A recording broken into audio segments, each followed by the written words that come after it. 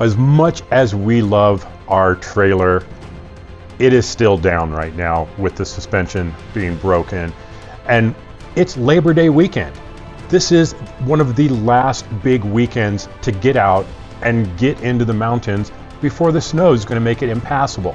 So we dug through the garage, pulled out an old ground tent, so we're going back to our roots of how we got started overlanding and camping.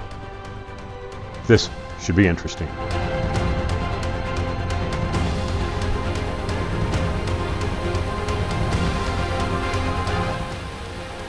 Now we are in the Buena Vista area, just outside of Saint Elmo Ghost Town, which is right down the road from the famous Tin Cup Pass. Now we're on Alpine Tunnel East right now, heading towards Pomeroy Lake.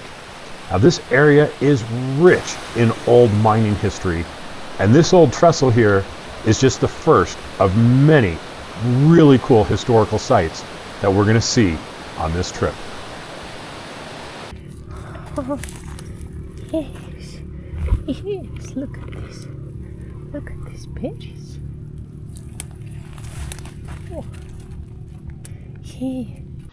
Right off, we see this big old building, and this was the Mary Murphy Tramway Romley Terminal.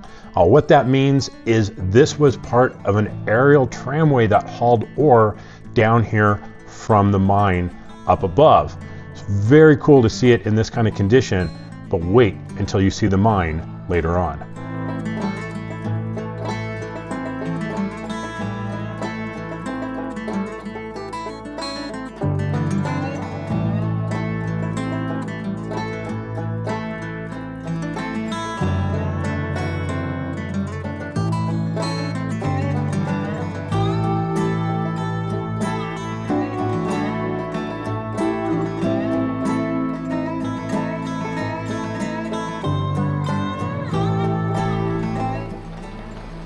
So right now we are getting off of Alpine Tunnel East, and we're going to head up towards Pomeroy Lake. Now I've heard there's supposed to be some fantastic fishing up there, so we'll see about that. We also are going to try and find a good campsite up here. Now the end of this is supposed to be a little more difficult than what we've seen so far. So we're looking forward to a little technical challenge and finding a beautiful spot for this evening.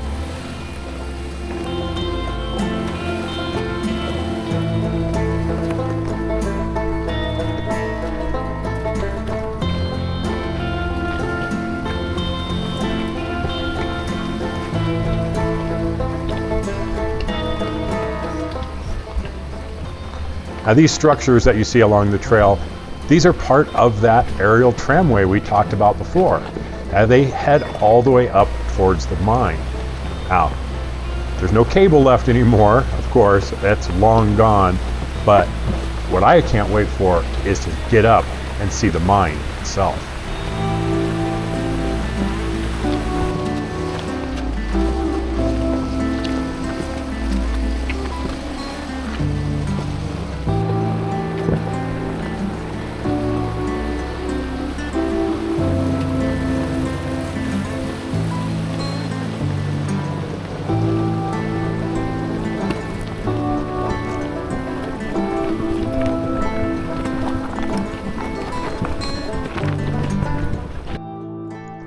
If you are a history buff like me, you are going to find this area absolutely amazing. To see a mine like this in any kind of condition is really something cool. And there's a cool story behind all this. Now, there is a big question about who discovered the veins in the first place. One version is that John Royal and Dr. Abner Wright found the vein around 1875. Another version of the story is that two brothers named Murphy discovered the mine and named it after their wives. What's the real story? I don't think history is ever going to really tell us. But let's get to some facts about the mine itself. It was operational from 1870 to 1925, producing over 220,000 ounces of gold. Now at the time that was worth $4.4 million. If we factor for inflation in today's currency, that would be over $155 million. Now, it also mined a significant amount of silver, lead, and zinc, playing a critical role in Colorado's mining history. And of course, all that money had a significant impact on the local economy. Now, one of the things that Katerina and I find so cool about this mining area is the fact that you can walk right up to it. A lot of the big old mines in Colorado are fenced off and you can't get up close and personal, but the Mary Murphy mine, you can get right up to and really see some of the inner workings. Up on the hill are some other old buildings, part of the second tramway, and other remnants of the past.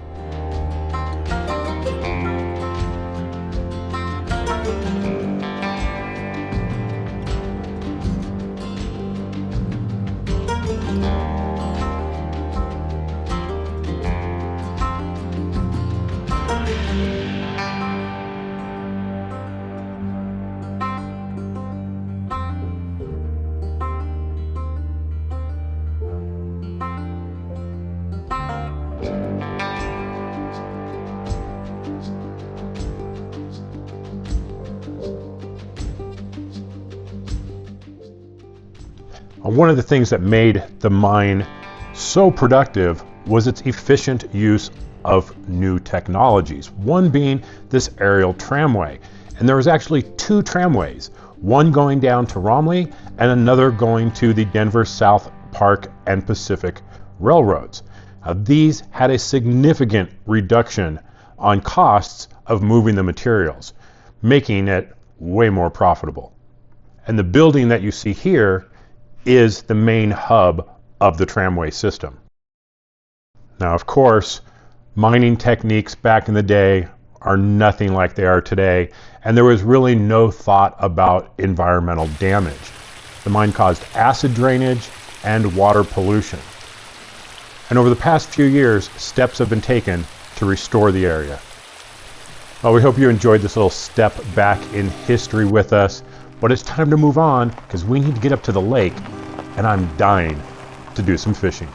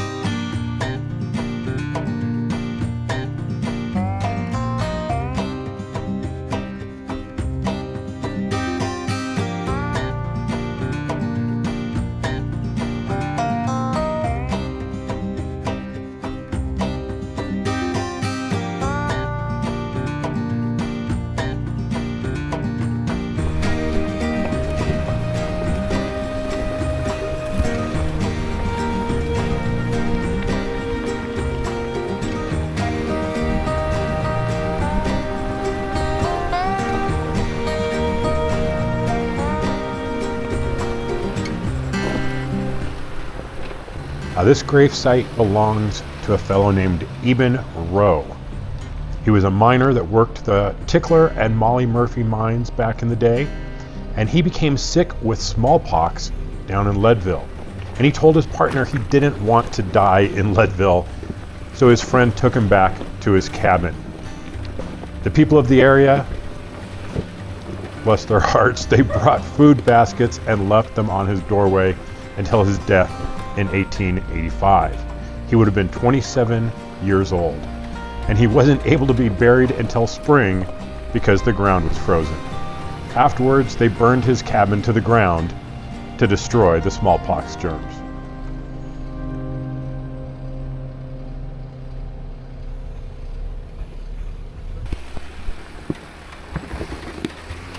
Now we've got a bit of climbing left to do. We're currently below 11,000 feet, which you can tell because we're still in the trees. Tree line is around 11,300 feet, so we've got a ways to go. We're looking for a good campsite. We want to hit the lake, maybe do some fishing, and then come back and stop for the evening.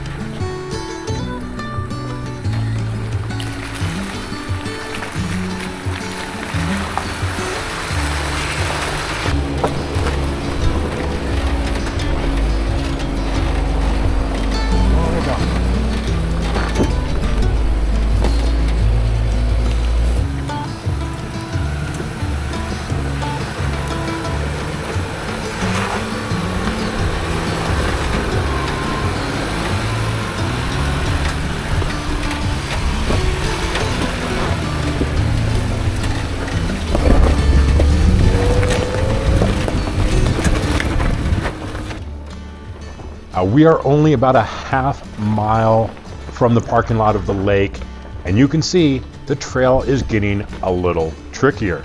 This is what gives it its higher rating, is this last little section. May not be for everybody, but any good 4x4 with some decent ground clearance should be able to make it as long as you pick a good line. But man, I cannot wait to get to the lake and get my line in the water.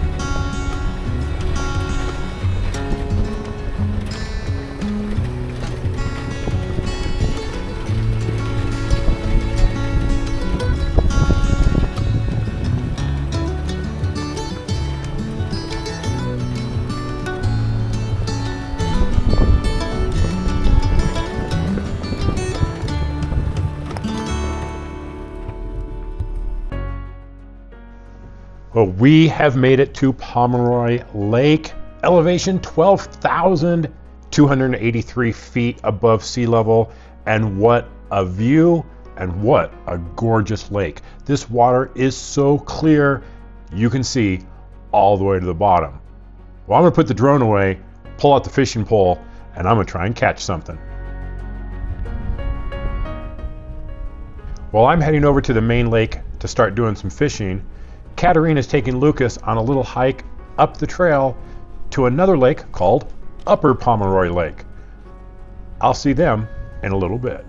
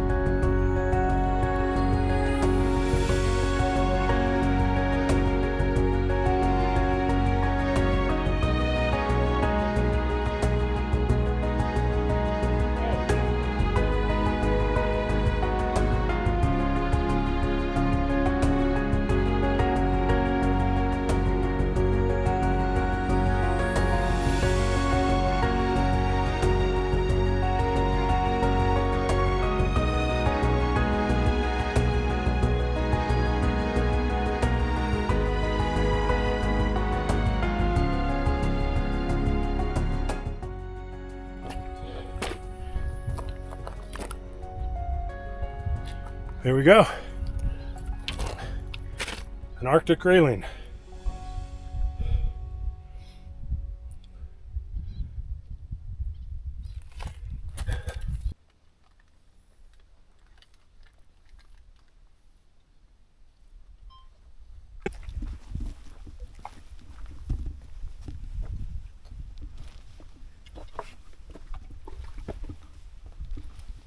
Ooh.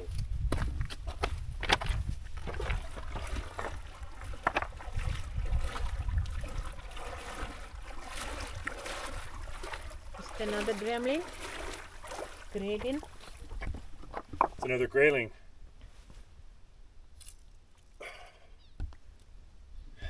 Nice.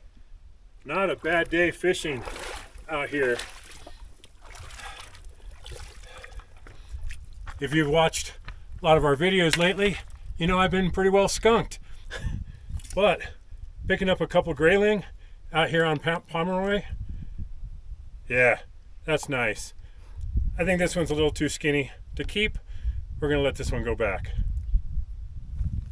Thanks, buddy.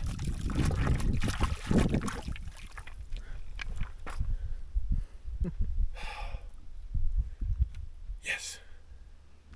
We are back here next to the parking lot of Pomeroy Lake and one of the designated campsites, which means something went horribly wrong.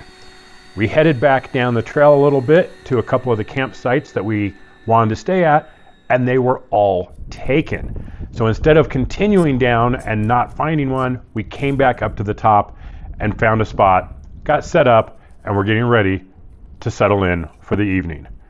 Hopefully, that's the worst of the experiences for this trip. Survivor Man at its finest.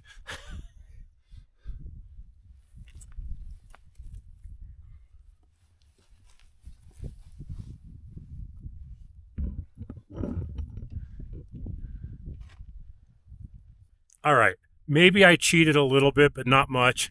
I actually use Blackbeard fire starters. And you want to know where to get these? It's down in the description below, along with, I believe, a discount code. So check it out down in the description. Blackbeard fire starters. Yeah, it's how I start fires. Well, one thing we were seriously short on for this trip is storage space. Now, normally we have our trailer, but it's still down right now. So we had to figure out how we were going to cook our meals and get everything set up. So instead of hauling out propane bottle and the stove, we just brought out the Stoke Voltaics electric cook system and connected it to the power station that we already brought. Pretty simple, pretty easy, and efficient. This thing draws about 400 watts right now. We got it hooked up to a 1,000 watt hour Jackery power station, and it is working just fine and takes up a minimal amount of space. Katerina's finishing up dinner. We're going to enjoy that, and hopefully the rest of the evening goes smooth. We're still coming up.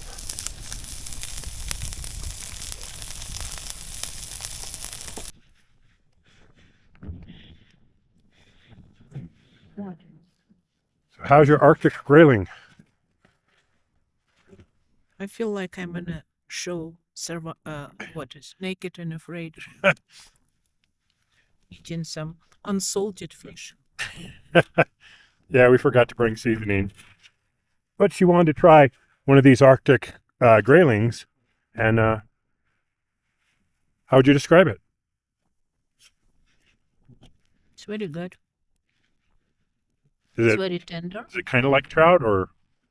No, because I technically smoked it on an open fire. It's like a smoked fish. Ah, well, that's a little bonus for today.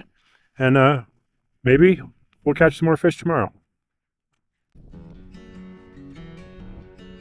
It is getting a little ugly. We got rain on, like, you know, pretty much surrounding us. This is the one I think is coming right at us. Although we might get this clear spot coming towards us, but it's definitely looking a little gloomy out here tonight. So we'll see how this transpires.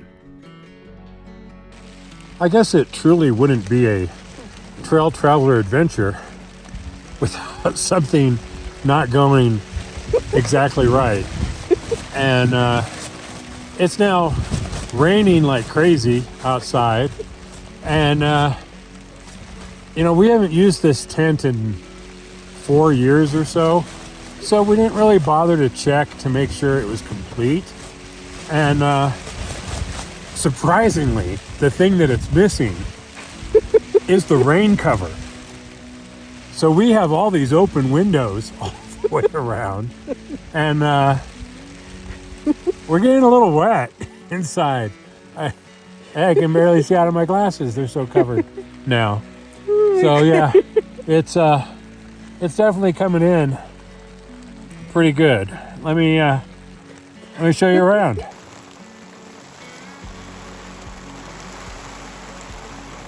Oh yeah, I'm getting wet.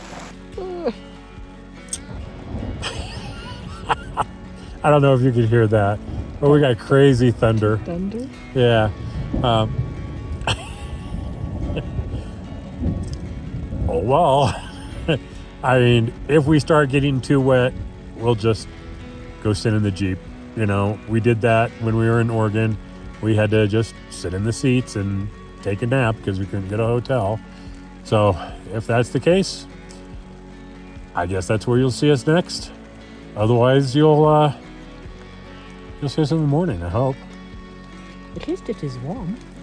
Well, we're getting warm. She did bring a lot of blankets and, well, where is he? Right here.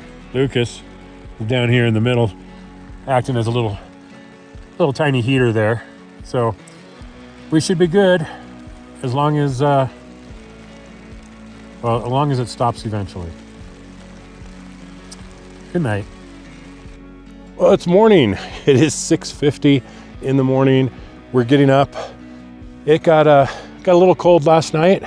Some of the water on the outside of the tent froze a little bit, but bigger things like drinks and stuff, they didn't freeze. So it definitely got cool.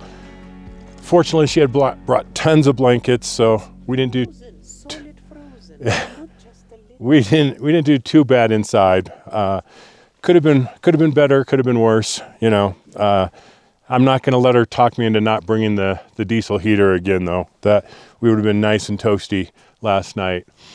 But it is just a beautiful day, and yesterday ended up so nice, catching 3 grayling and a brook trout. That was just awesome. First time catching some fish on a fly line on a lake. So that was pretty freaking cool. I got to admit that ended the day for me quite nicely. I could have stayed out there longer and just kept catching, but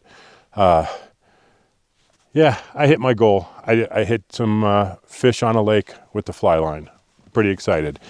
So we're still up here at Pomeroy Lake or Lake Pomeroy, whatever it is, and we're gonna get packed up, head down, and go have some more adventures today. So stick with us.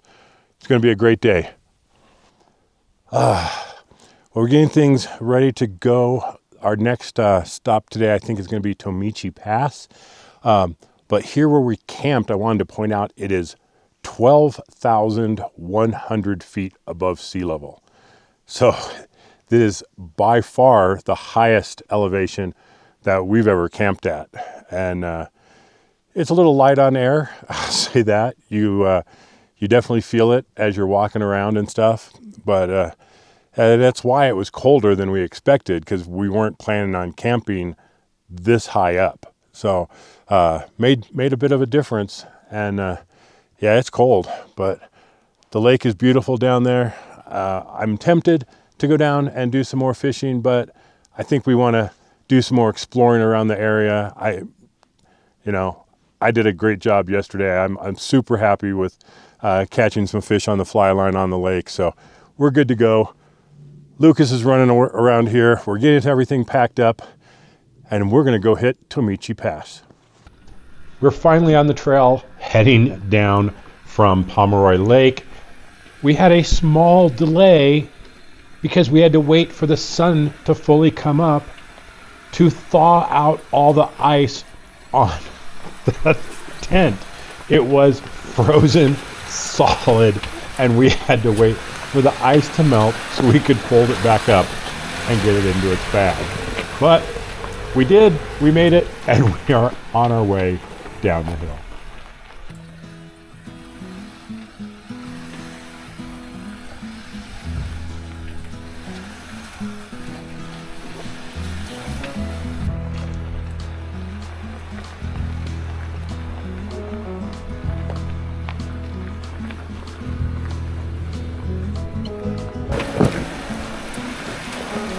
Keep going around the corner.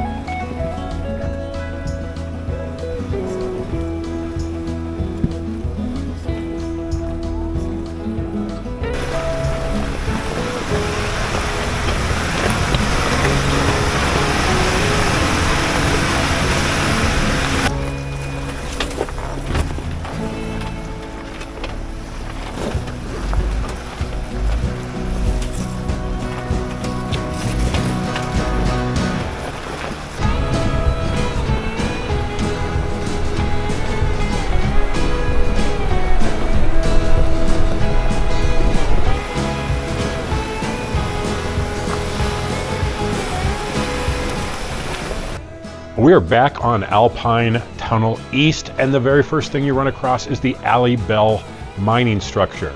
Now, this weird looking building was in pretty darn good shape as late as the 1950s, and it has slowly, very slowly, been collapsing ever since.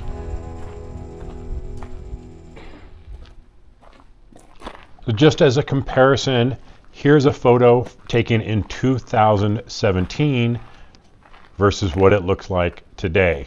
The whole top half of the building has collapsed and is now sitting behind the structure.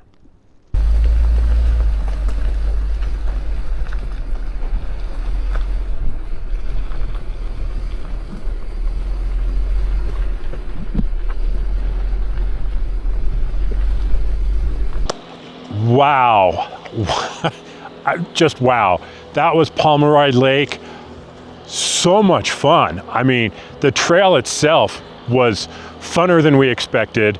It's got some obstacles, but nothing overly challenging. I mean, there were stock forerunners and stuff all the way at the end. You can make this in a stock Jeep, a stock Toyota, a stock Bronco, not a problem. It is going to be challenging, and you are going to have some good tire placement and make sure you've got at least all-terrain tires. Don't go up there with street tires. But just wow, the fishing was incredible. Everybody that was up there was catching fish. Just I'm just so excited that we did this. I'm so happy. Now we're finishing up this part of the video, and part 2 that you'll catch next week, we're taking this road here, which is Alpine Tunnel East, over to Hancock Pass to Tomichi Pass.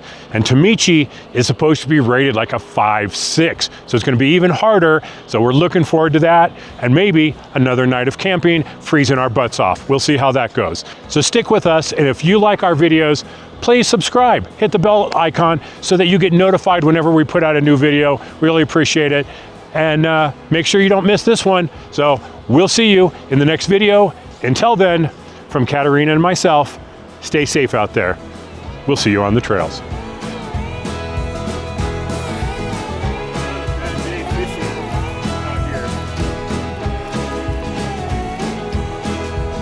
If you've watched a lot of our videos lately, you know I've been pretty well skunked. But picking up a couple grayling out here on Pomeroy, yeah, that's nice.